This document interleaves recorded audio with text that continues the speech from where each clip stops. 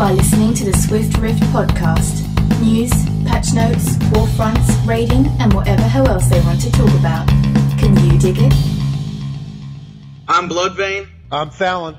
You are listening to our first podcast on Swift Rift. This is episode 1. And my co-host for these podcasts is going to be Fallon. And Fallon plays on the Wolfsbane server. He plays on the North American shard. I'm also a servant in his guild that he bosses around and tries to make me hit level 50, which I so regrettably try to do, but, you know, there's only so much I can do in a day.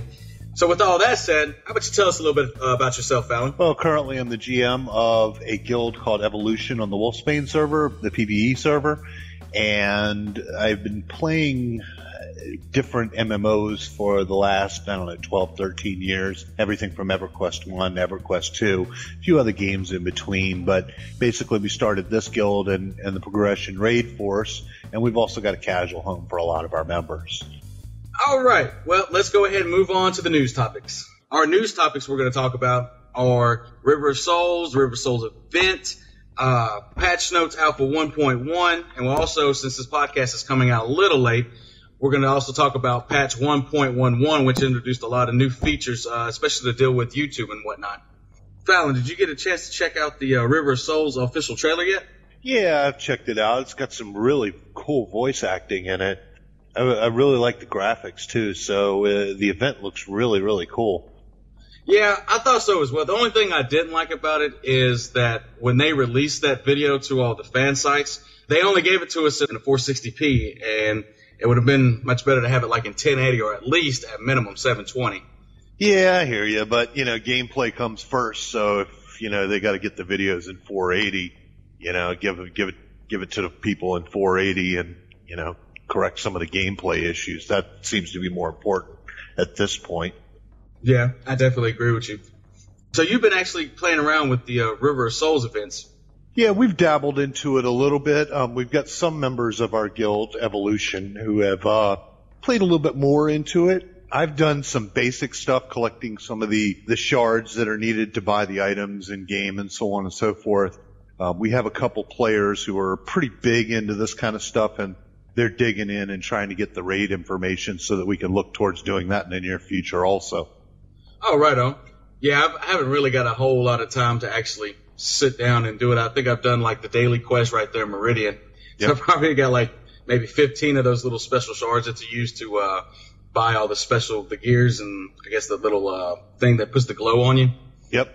Well, something of note also is that there is an achievement in under zones. If you open up the achievement UI and you look under zones, and there is an achievement that'll actually give you another teleport. It'll teleport you to the Faceless Man in Meridian, who's on the second floor of the center hallway. So, obviously there's a good enough reason to do it right there. If you can complete, I think it's 4 or 6 or 8 quests or something like that. And they're all pretty simple quests. They're nothing out of the ordinary. So, obviously with that, and then getting into the raids with part of our next topic is going to be the horse, and some of the special items that come from, the raid stuff, it may actually be worth doing for a lot of people. Yeah, so it acts like almost like a kind of like another Soul Recall, except it takes you straight to Meridian. Correct. Well, it depends. Again, you can bind anywhere you want. I stay bound in Meridian because it seems to be easiest and it's right next to the portal. But yeah, in essence, you would get another Soul Recall out of it. Oh, then that's awesome. It's a 1 hour refresh, I think, or cooldown. Okay, and so in the regular recall has like an hour refresh on it as well. Well, unless you get the guild perk, which knocks it down by like 10 minutes? 10 minutes, yeah. Oh, right on. Have you actually bought any of the stuff yet? Any of the special gears or the special little trinkets you can get? Well, there's a guy outside behind the Meridian portal for Defiance that sells some of the fluff gear, what I call fluff gear, stuff that really doesn't affect gameplay much. However, there is another merchant inside. He's in the left-hand hallway if you're looking at Meridian. In the crafter section, if you take the left ramp, there is a world merchant up there. And he's got that stuff, plus he's got a couple other fluff items. But then he's also got some extra items that you can buy that will affect your gameplay. Some essences and stuff like that, or rings. that they just fixed the level on. When they first released it, they had level 50 rings that anybody could wear. There's some pretty nice rings up there, some stuff with crit, some nice stuff for clerics and casters. I didn't look too much at the melee stuff, but I do know that there's some pretty nice purple gear that you can buy with it. And I think the top tier level 50 ring has like 14 crit on it or something like that. And it's 300 of those oath shards. So, there is a reason to do it above and beyond just getting the teleport, and you can pick those shards up anywhere. They come randomly from mobs, from doing death rifts, and from doing different raid stuff. So I think we did a zone invasion in Stillmore, and I think I picked up like 150 just from the zone invasion. So, they could stack up fairly quickly if, once you get to level 50. Oh, wow. Yeah. Speaking of level 50, I need to get that done, but and I know a lot of the listeners know who follow me on Facebook and stuff. They know that I'm in school, and they know that I really don't have a lot of time, and I'm actually doing pretty good to be at almost level 43 right now with the time schedule that I got right now. But I really do need to hit 50 so I can start getting in and getting some good footage of all these dungeons and expert dungeons and whatnot. But yeah, speaking about the vendors and all the items that he sells, well, me, I'm an aesthetic type of person, so of course I got to buy the thing that's going to make me look all glowy and stuff like that. I don't know if you have seen anyone running around with that yet, have you? Yeah, and it appears that a lot of the rogues, from what I understand, are buying the illusion, the endless court illusion that turns you into like a zombie skeleton, and they're going into PvP. And basically, they're guising themselves to be warlock or necromancer pets, thinking people will leave them alone, and then they go up and start popping people for 1,000, 2,000 point hits. And so I thought that was pretty funny. I was reading that in guild chat the other day. It was pretty hilarious. Wow, it kind of reminds me of like when you go on like PvP servers and like you'll see guilds and they'll try to like make their guild name like weapons vendor or something like that. I don't know if you've ever seen that. Yep. And they'll try to stand there and see if like they'll get like some new players to try to come up and click on them. Yep. I haven't seen the Spectral Horse yet. Supposedly there are two versions of the Spectral Horse. One of them comes from the raid. Actually, from what I understand, both of them come from the raid zone. But there's one that is like a temporary. It's only going to last you while the event is out. It's the normal looking horse that's spectral. But then there's also a armored version that you will get to keep. And again, we haven't done a lot with the raid rift or anything, and obviously nobody's in the zone on Wolfsbane because nobody's defeated the raid rift lead-in. It's kind of like a progression thing. You've got to actually somebody on the server has to complete the event in order to unlock it. There are a couple larger guilds already having some problems on our server. So it looks like the main guilds, who obviously had a chance to do that very quickly, have kind of slowed down in their progression. So we're going to be looking to do that here in the very near future and see if we can maybe pop that thing open. Hopefully we can get some good screenshots, because I've been scouring the internet and I've been trying to find a picture of the Spectral Horse, and I haven't been able to find any. I don't know if you've come across any. Now, some people are saying it's actually not even in the game yet. Whether that's true or not, I don't know. That's everybody's excuse when nobody's found it yet, Yeah, that's true. That's true. And of course, I've been, from a machinima background, I've been trying to come up with a way to be able to look at the files and the pack files and stuff. But Treon, bless their hearts, they've got them packs so locked down that it's hard for me to get in there and data mine anything right now. Basically, all I get out is a bunch of garble, so I can't really go in there and, try to get some sneak peeks at new gear and new mounts and stuff and post them on the site.